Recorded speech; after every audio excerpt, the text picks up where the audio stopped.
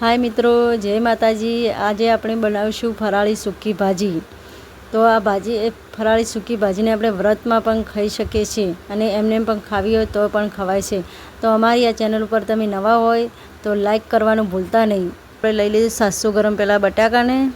તો બટાકા આપણે લઈ લીધા છે। બટાકા આપણા બાફીને તૈયાર જ હતા, એટલે આપણે બટાકાને હવે સારી રીતે સોળી દઈશું। તો આપણે બટાકા સોલાઈ જશે, સોલીને તૈયાર થઈ જશે।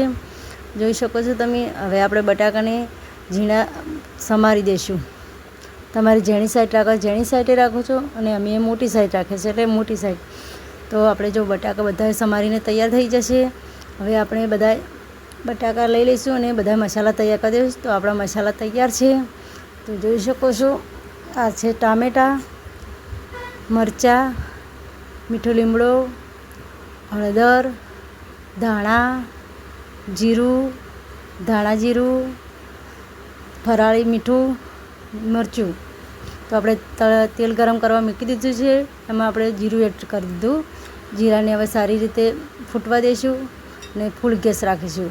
તો જોઈ શકો આપણું જીરું ફૂટીને તૈયાર પણ થઈ જશે। હવે આપણે એમાં બધા મસાલા એડ કરી દઈશું અને પાછળથી આપણે મરચું અને ધાણા જીરું પાછળથી નાખીશું, એટલે કે સ્વાદ કડવો ના પકડે તે માટે।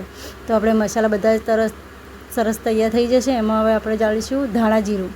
તો ધાણા જીરુંને પણ આપણે સારી રીતે હલાવીશું અને મિક્સ કરી દઈશું। જો આપણું ધાણા જીરું પણ સારી રીતે મિક્સ થઈ જશે।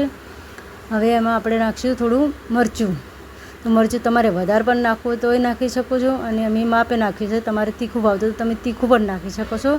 હવે મરચાંને આપણે સારી રીતે હલાવી દઈશું અને તૈયાર થઈ જઈશું મરચું। હવે આપણે એમાં બટાકા એડ કરી દઈશું, જે આપણે સમાર્યા હતા તે। હવે બટાકાને પણ આપણે સારી રીતે મસાલામાં એડ કરીને હલાવી દઈશું। તો જો આપણે ધીમે ધીમે બટાકાને હલાવી જવાનું છે, મસાલો મિક્સ ના થઈ એટલે જો આપણો મસાલો તરત મિક્સ થઈ જશે બટાકામાં।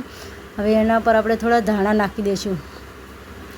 જો આપણે ધાણા પણ નાખી દીધા। હવે ધાણાને પણ હલાવી દઈશું થોડા। તો જો આપણે ધાણા પણ સારી રીતે મિક્સ થઈ જશે। હવે આપણે ગેસ બંધ કરી દઈશું અને ધીમા તાપે થોડું હલાવતા જઈશું ધીમે ધીમે। તો જો આપણો બટાકા જેવા સરસ તૈયાર થઈ જશે। આ બટાકાને તમે ઉપવાસમાં પણ ખાઈ શકો છો અને એમને એમ ખાવા તો ખવાય છે। હવે બટાકાને આપણે સારી રીતે તૈયાર થઈ જાય, એના ઉપર હવે કોથમીર થોડું ધાણા પણ ડાળી દઈશું। તો જો આપણો બટાકા તૈયાર છે, આપણી રેસીપી તૈયાર।